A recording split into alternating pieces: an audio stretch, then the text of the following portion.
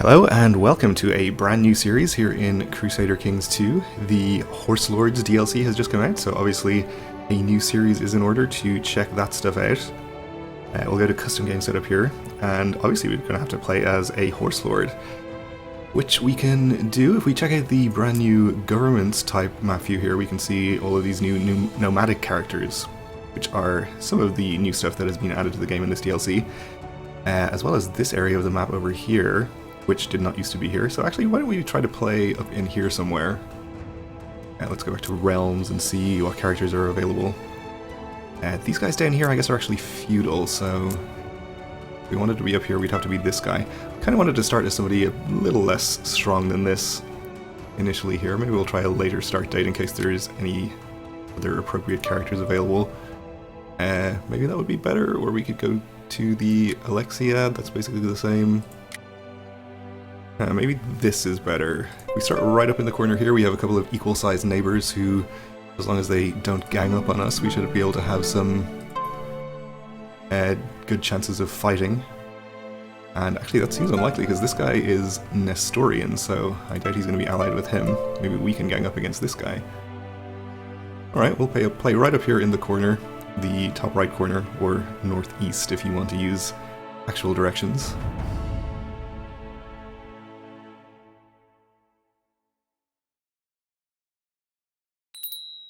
And we get this welcome screen, which I think is new, though I haven't actually started a new game in a while, so maybe this has been here before, but I think we probably are pretty familiar with the basics. And we also get an introduction to our culture and government type, so Mongol culture effects. We can raid infidel neighbors. Well, we do, as noted, have an infidel neighbor to our south here. And we definitely want to know about nomads. Nomads are not very interested in owning holdings, only in more grazing land for their sheep and horses. Gameplay centers around the population of the tribe and the manpower it provides. So we have these new numbers up here, population and manpower. So I'm not 100% sure how these work. I guess they're related somehow, and manpower lets us actually raise troops to fight with, which is obviously important.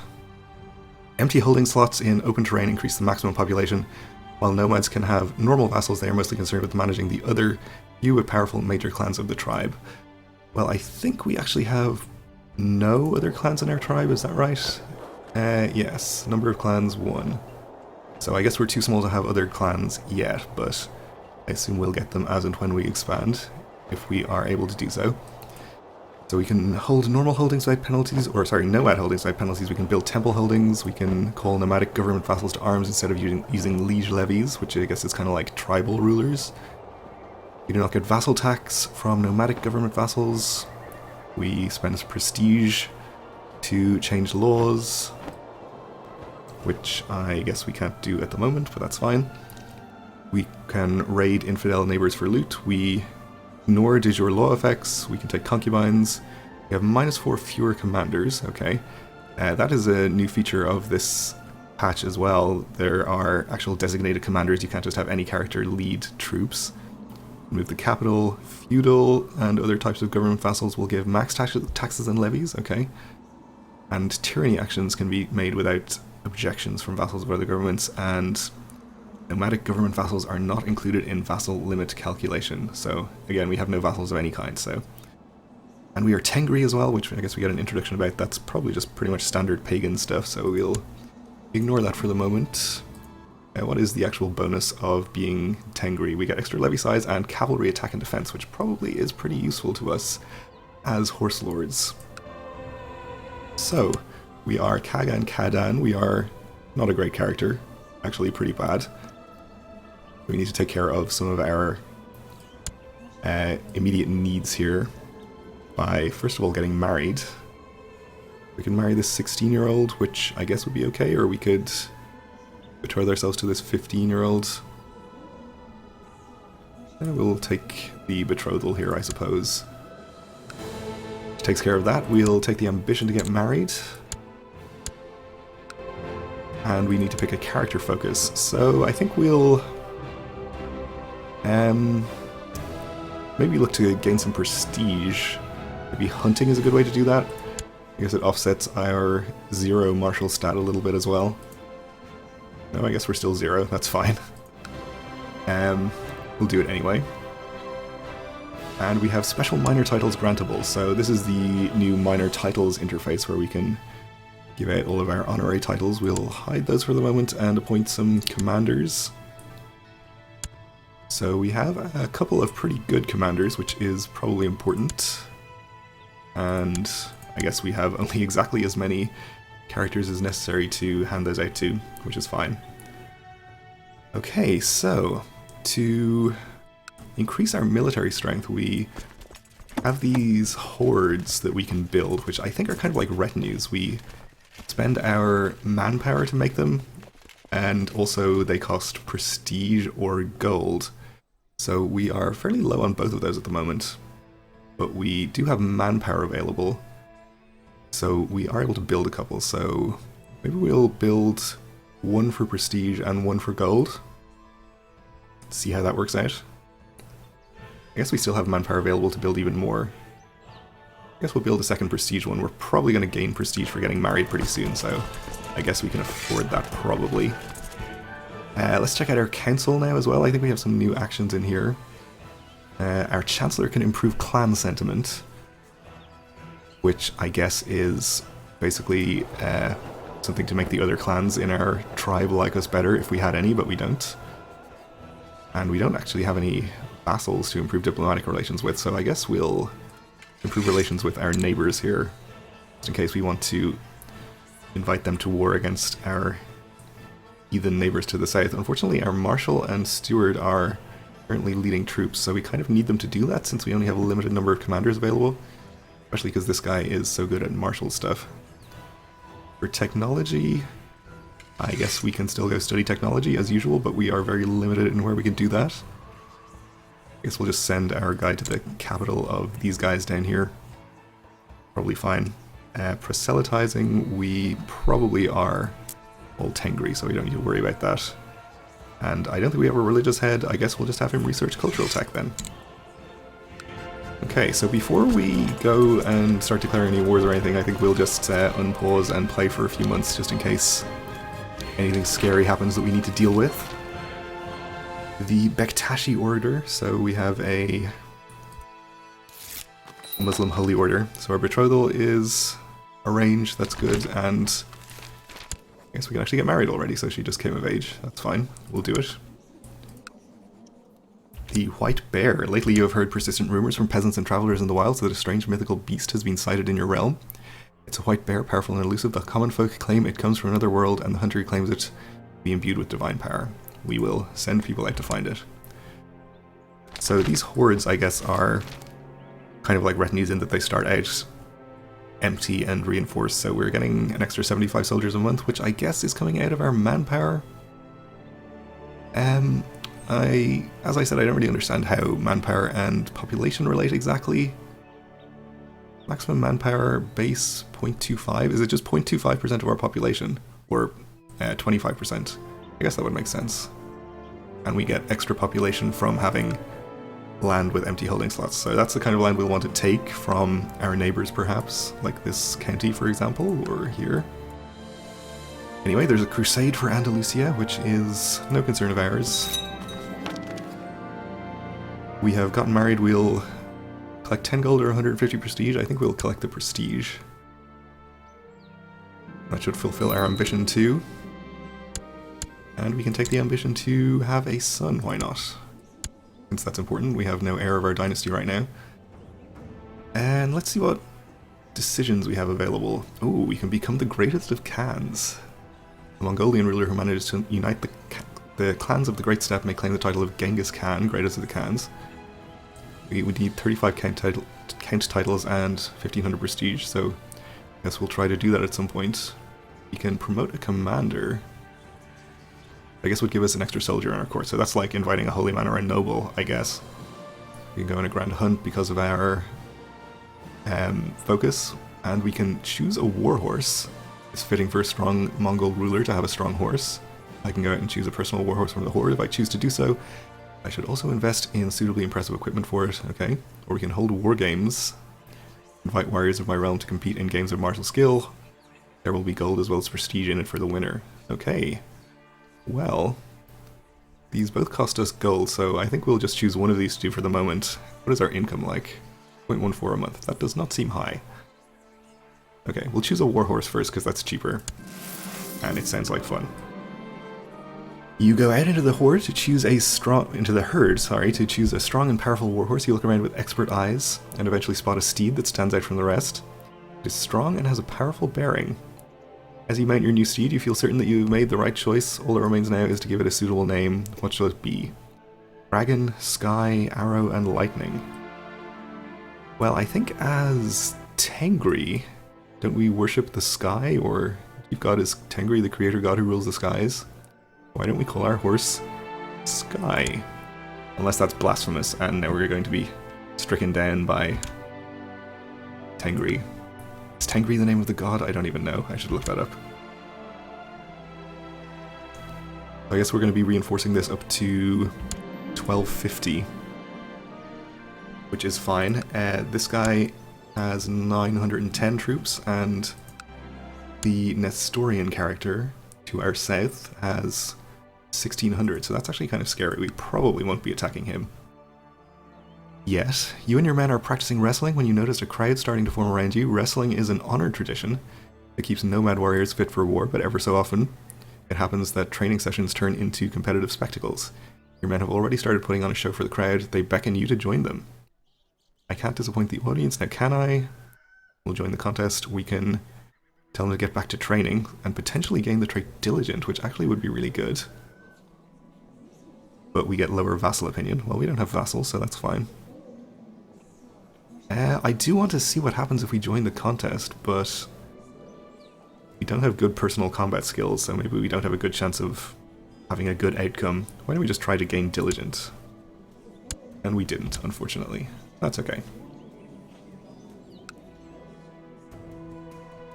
So, if we were to attack one of our neighbors, I guess the weaker one would be the best choice. However, I'm kind of scared of this guy declaring on me if that happens.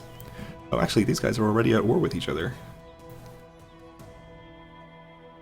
So, what is this about? Conquest of this county. Alright, well,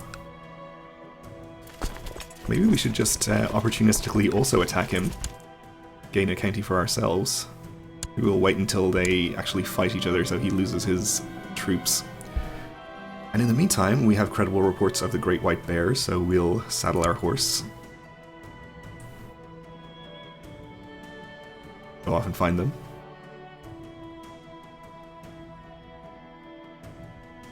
And here is Kumul's army. We gathered our followers and hunting dogs and saddled our horse, Sky, and prepared our weapons. It will be an epic hunt. We spend weeks in the wilderness searching for any trace of our prey, but are forced to return empty-handed, so we will lose a little prestige and become humble. Which is okay, I suppose.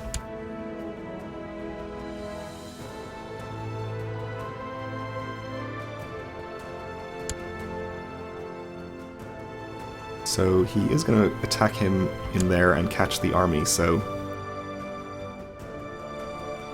we can possibly take that opportunity once his forces are depleted here to attack him immediately. He's actually retreating into our land. Let's see what CBs we have. So we can just do a conquest on adjacent counties, I guess. We could take this one or this one. I'm not sure which would be better. I suppose we could just take this one to the west. Or we can make him a tributary, which forces them to pay 40% of their monthly income, which I don't think is going to be as good as just taking a county. Doesn't sound that good. We can do the invasion of Mongolia, which would cost us 100 prestige. Take all occupied territory in the Kingdom of Mongolia. Subordination, which would cost us 300 prestige, which is more than we can afford. Subordination of Otuken, which would also be 300 prestige, so we could do the invasion of Mongolia. I assume that's probably... yeah, that would be all of his land. That seems too good to pass up, actually. Oh, we can't actually do it. We can only do it if we have 90% of our maximum population. Okay, well that's fine. We'll just take the slightly less ambitious goal of taking this county then, why not?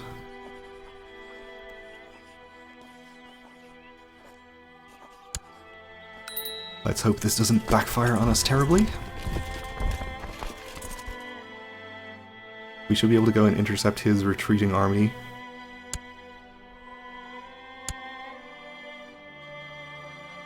Hopefully we get there before the other army over here arrives and get the war score for ourselves from fighting them. I guess he gets to occupy this province immediately because there's no holding in here, which kind of makes sense. Local progress of improved keeps advancement in Karakorum increased to 40%. I guess that's just telling us we advanced in technology.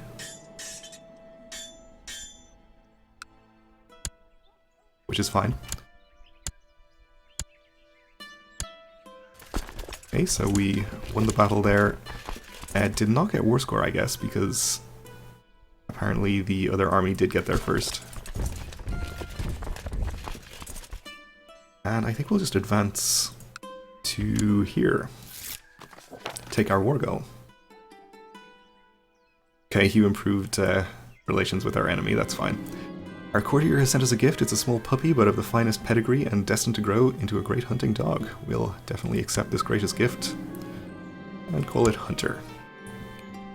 So now we have a horse called Sky and a dog called Hunter.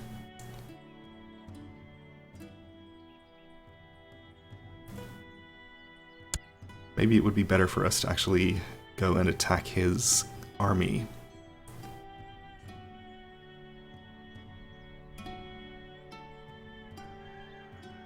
Though we wouldn't get there before the other army does, so we'll just go and take this county. Oh yeah, which we get to do immediately. So I think if we leave, we lose occupation.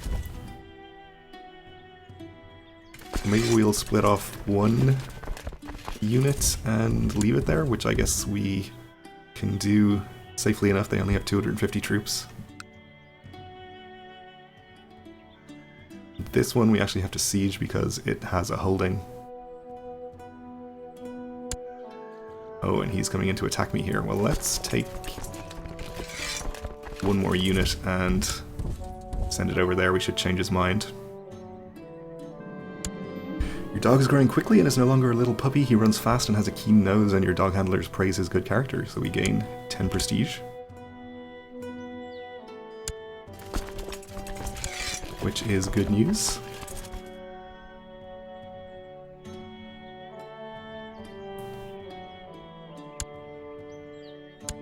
And this guy is giving up his occupation down here to head up in this direction. Oh, he's going to fight the army, that's fine. Alright, we won the siege, so I guess we'll get to keep this since we actually take the holding. In which case, we'll move some troops over there and one unit down to here. That way we can get 100% siege and actually end this. Actually, we're at 99% already. And already a victory in the Crusade for Andalusia. So England now has spread themselves across half of Western Europe in Andalusia down here, as well as in France. Okay, good for them.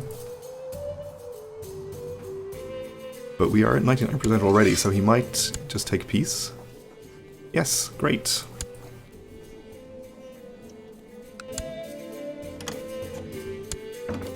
Well, I just sent you an offer, so... Okay, we won. We can bring our troops back into our lands. We gained some valuable grazing land, which I think increases our maximum population, though I didn't take note of what it was before. But we also have manpower available now, which I think means we'll be able to build some more hordes. And I guess we'll spend prestige on them. I think the ones we spend gold on are actually better, in that they have more horse archers in them. But we'll stick to the cheaper prestige hordes for now. We can build probably a couple of these. make us a little bit stronger. And he's probably going to lose this county to these guys as well. But with our extra troops, maybe we are strong enough to stand up to our Nestorian neighbours and take some land from them. And we improved relations with him, so maybe he'll feel less bad about us taking his county.